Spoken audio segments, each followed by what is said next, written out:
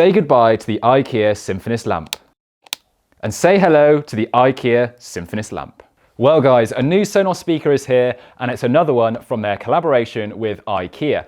Now these two companies have partnered up to combine their strengths, so furniture and audio products, to create the Symfonisk range of speakers that don't really look like speakers. First came the Gen 1 Symfonisk Lamp, released back in 2019, and that was then followed by the Shelf and the Picture Frame. The Symfonisk products have all been designed to blend in with your home and get away from the aesthetic of a speaker. Now the IKEA Symfonisk, which they haven't referred to as Gen 2 or anything, but I'm going to call it Gen 2 just for the sake of all our sanity, brings some changes from the old one, and from our poll on Instagram, which is @SmartHomeSounds, you guys are actually a fan of this updated design. Hot tip, the Gen 1 has in fact disappeared from the IKEA website, but I have seen threads that people have managed to pick one up in stores for a reduced price around £125. We couldn't find one in our local IKEA though, so no promises there. Now the Gen 2 here is now available here in the UK, so we sent Katie off to our local IKEA to pick one up. She was more than happy at the excuse to pop out of the office and enjoy some IKEA meatballs. Now in this video, I'll be taking a look at what's new with this speaker, a closer look at the design, connections and control, and getting into how it actually sounds as well. I'll also compare it with the Gen 1 Symfonisk Lamp and the Sonos One smart speaker to see which one we would recommend for you guys to maximize your budget. Timestamps are also below. Speaking of budget, the Symfonisk range are one of the more affordable ways to get into the Sonos ecosystem, and you do have a few options regarding purchasing this lamp Gen 2.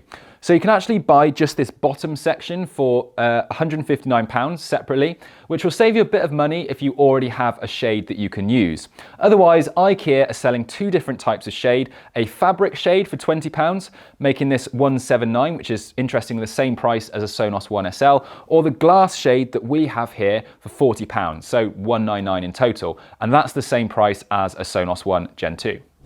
Now, one of the main critiques about the Gen 1 Symfonisk lamp was the design. It is a bit like Marmite. Some people loved it, others really hated it.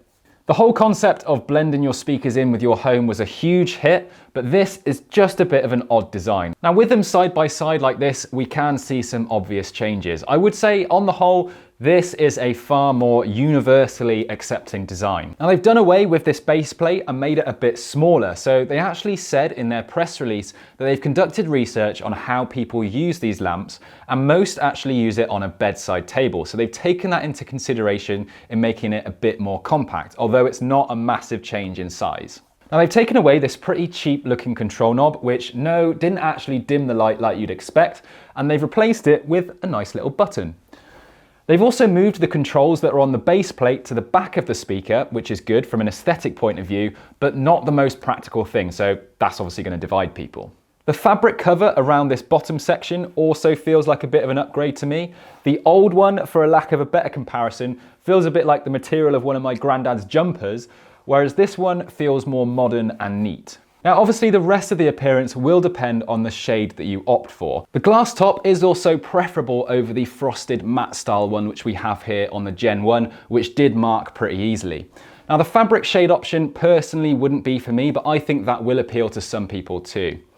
I will just note that everything is interchangeable as well, and all come in both black and white, so you can mix and match. Now another big change and massive upgrade is the light bulb compatibility. So the Gen 1 required an E12 or E14 bulb, which wasn't ideal, so they've upgraded that to E26 or E27 bulb compatibility, which gives you a lot more flexibility.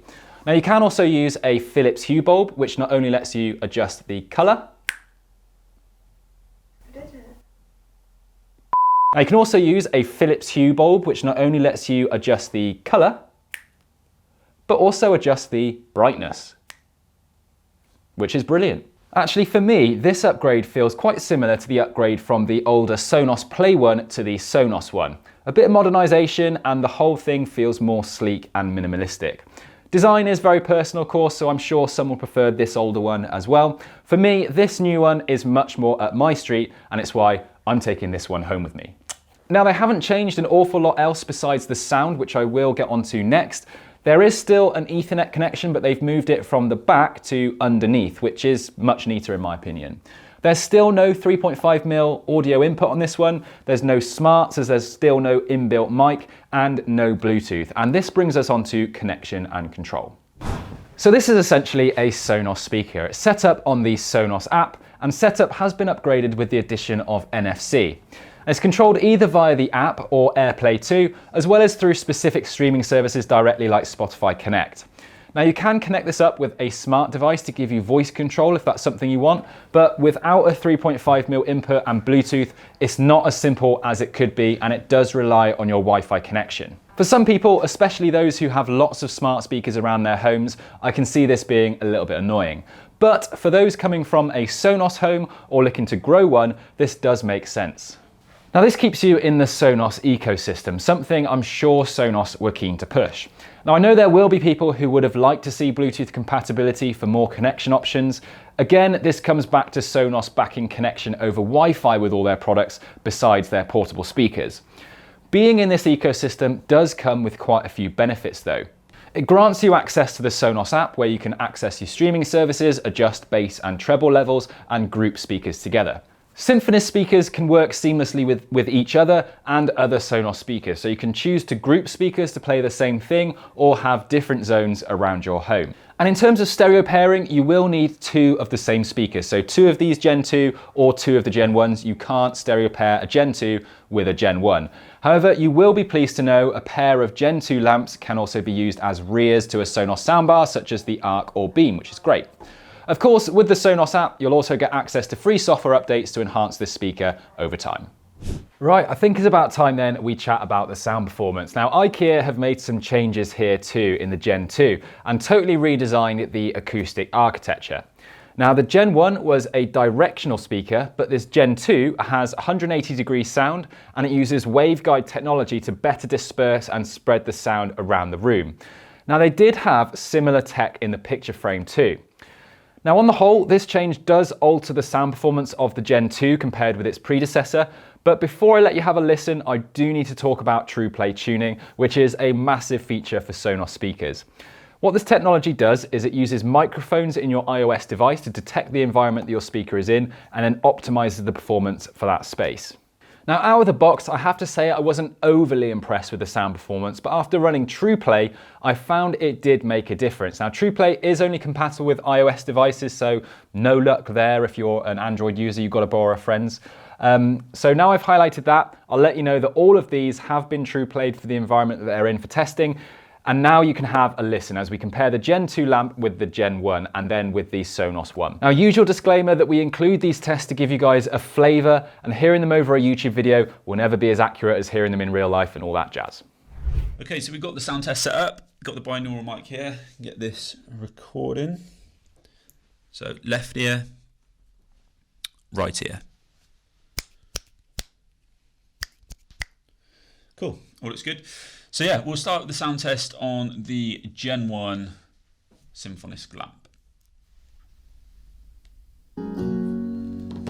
If I wrote you a song, if I got every word perfectly weighted on a thin piece of paper, would it make any difference? If I wrote you a song, if I got every word perfectly weighted on a thin piece of paper, would it make any difference? If I wrote you a song, if I got every word perfectly weighted on a thin piece of paper, would it make any difference? So again, back over now onto the Gen 1.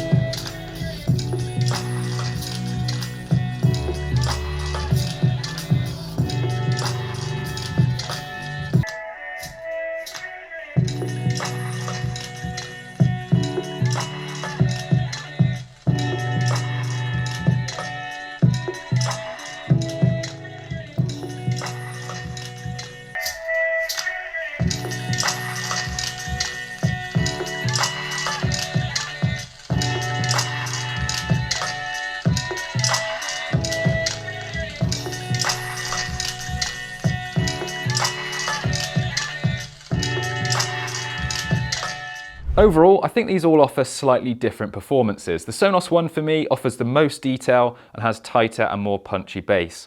The Symfonisk Gen 1 offers a slightly different, warmer sound signature, which some people are going to prefer and others are not. What is interesting, however, is the comparison of the Gen 2 lamp with the Gen 1 lamp. Now, I'm not sure how well it will have translated across on camera, but there is better dispersion from the Gen 2 over the Gen 1, and that is notable for us.